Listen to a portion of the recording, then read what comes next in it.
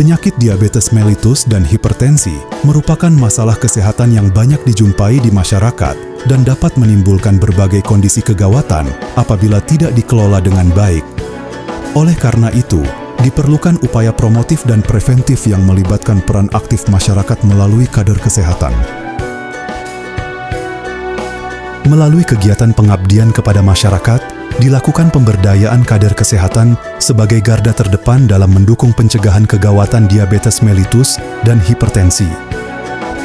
Program ini menerapkan Health Behavior Self-Care Model atau HBS yang menekankan pentingnya perilaku hidup sehat dan kemampuan perawatan mandiri untuk mencegah terjadinya komplikasi.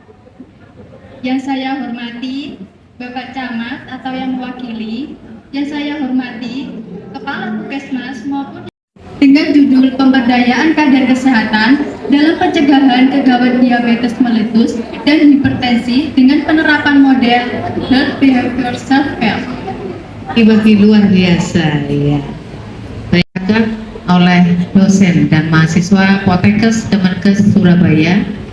Ini mengambil topik yang menarik kalau dilihat dari sudut pandang kesehatan, yaitu pemberdayaan kader kesehatan atau KSH ya, kalau di Surabaya KSH ya Bu ya, untuk pencegahan, jadi pencegahan kegawatan diabetes mellitus dan hipertensi khususnya di Kelurahan Kedurus, Kecamatan Karangpilang, Kota Surabaya.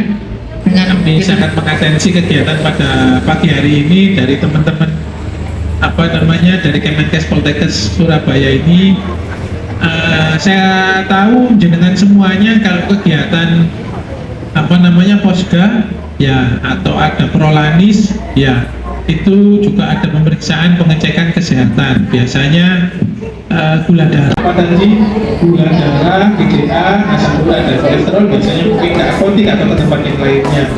Nanti bisa rembukan ya dengan matur ke Pak RW masing-masing juga. Pak RW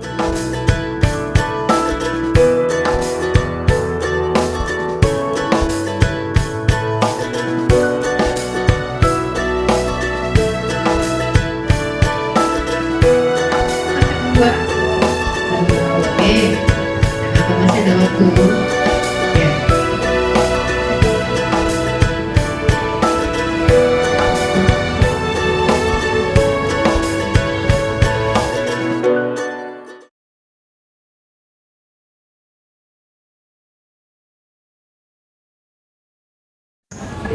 Yang di dalam wilayah Puskesmas. Kalau kita di Puskesmas Kedurus, kadang-kadang ada ketika tidak kurang tidur, faktor kurang tidur, kurang istirahat, kemudian stres, ya pernah nggak ibu tensinya naik? Pernah.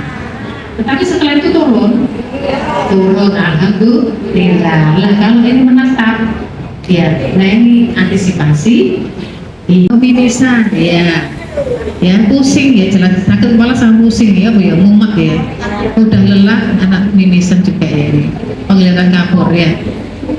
Nah bahayanya di sini Bu, kalau sampai ada tekanan darah yang sangat tinggi, minum obat,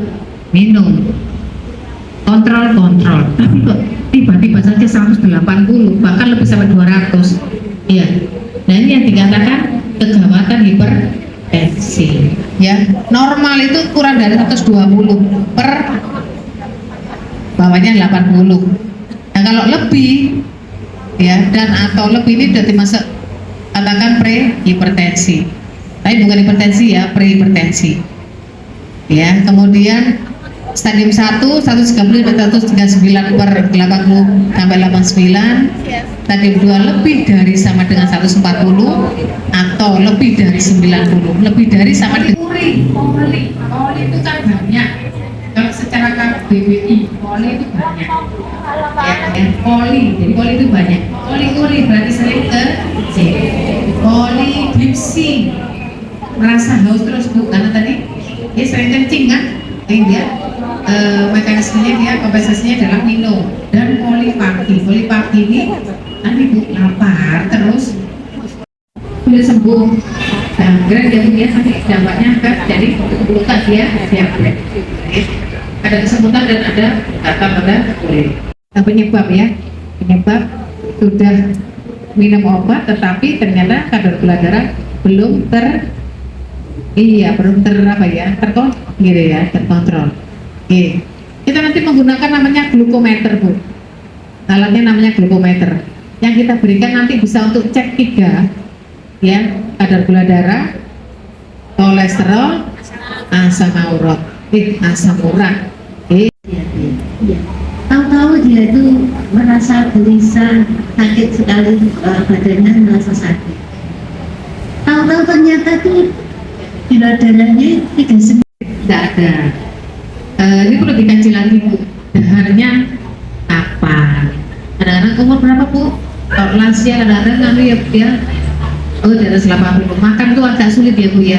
Iya, mungkin dari situ Bu, asupannya kurang, asupan nutrisinya, makannya enggak mau, misalkan ya Bu hanya makrofit, tapi kan sak cokotan, 2 cokotan, itu kan akhirnya kadar gula darahnya juga rendah gitu. Jadi kalau panjang ya, itu intinya adalah terlalu tingginya gula di dalam darah.